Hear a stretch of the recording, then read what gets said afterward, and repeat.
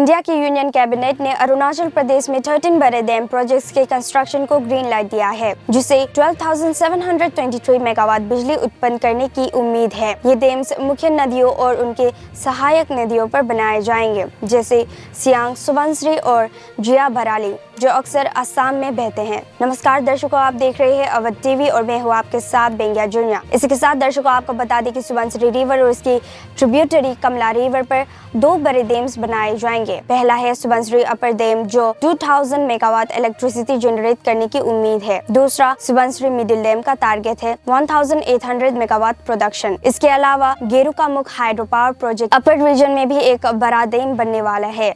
Anjaw district में Lohit river पर भी एक मेगा डैम बनाया जाएगा, जिसका नाम कालाई 2 है और इसका जनरेशन कैपेसिटी 1200 मेगावाट होगा। इसी के साथ आपको बता दें कि सियांग रिवर पर भी विशेष विकास हो रहा है, जहां 2 जिलों में 10 बड़े डैम्स बनाए जा रहे हैं। शियोमी डिस्ट्रिक्ट में 5 डैम्स और दिबांग वैली डिस्ट्रिक्ट में 5 और डैम्स होंगे। इन प्रोजेक्ट्स में से एक नेइंग डैम है, जो 1000 मेगावाट जनरेट करने की कोशिश करेगा, और दूसरा है एतालीन डैम। इसी के साथ आपको बता दें कि ये बड़े प्रोजेक्ट्स लगभग 1.26 लाख करोड़ रुपए की इन्वेस्टमेंट को अरुणाचल प्रदेश में आकर्षित करने की संभावना रखते हैं। इस क्षेत्र में नए रोजगार के मौके मिलेंगे, जो लोकल इकोनॉमी को मजबूत करेगा।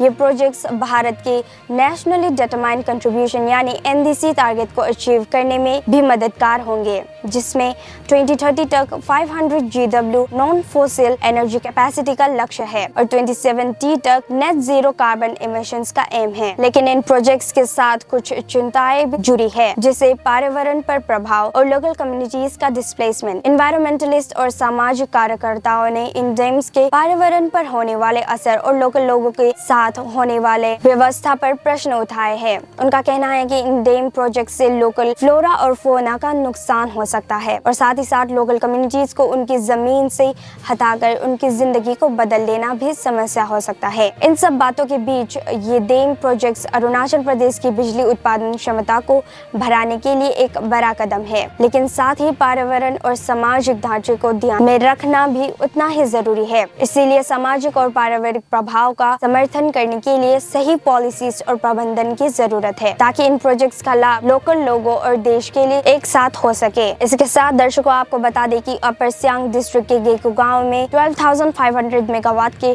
प्रपोज्ड हाइड्रो पावर प्रोजेक्ट के खिलाफ कई लोगों ने प्रदर्शन किया था। ये protest Siang indigenous farmers forum यानी SIFF द्वारा आयोजित किया गया था, जो सियांग अपर मल्टीपर्पज प्रोजेक्ट यानी SUMP के प्रीलिमिनरी स्टडी को लेकर आपत्ति जता रहे थे। इसी के साथ आपको बता दें कि पिछले महीने अपर सियांग डिस्ट्रिक्ट एडमिनिस्ट्रेशन ने कई सरकारी कर्मचारियों और गांव के प्रमुख यानी गांव बुराज को भी नोटिस भेजा था, क्योंकि वे इस प्रदर्शन का हिस्सा बने थे। इसके अलावा 31 अगस्त को सियांग डिस्ट्रिक्ट के दितेदिमे में भी एंटी डैम ग्रुप्स ने एक प्रोटेस्ट रैली आयोजित किया था। लोकल लोग इन डैम प्रोजेक्ट्स को विरोध कर रहे हैं, कह रहे हैं कि ये इंडिजिनस लोगों को उनकी जमीन से हटा देगा और पर्यावरण को नुकसान पहुंचाएगा। हालांकि सरकार इस प्रोजेक्ट क्षेत्र के इंफ्रास्ट्रक्चर और इकोनॉमी को बढ़ावा देने के लिए एक महत्वपूर्ण कदम के रूप में पेश कर रहे हैं। इस मामले को लेकर दर्शकों आपका क्या ख्याल है, हमें कमेंट करके जरूर बताइए। तब तक के लिए मुझे इजाजत दीजिए। धन्यवाद।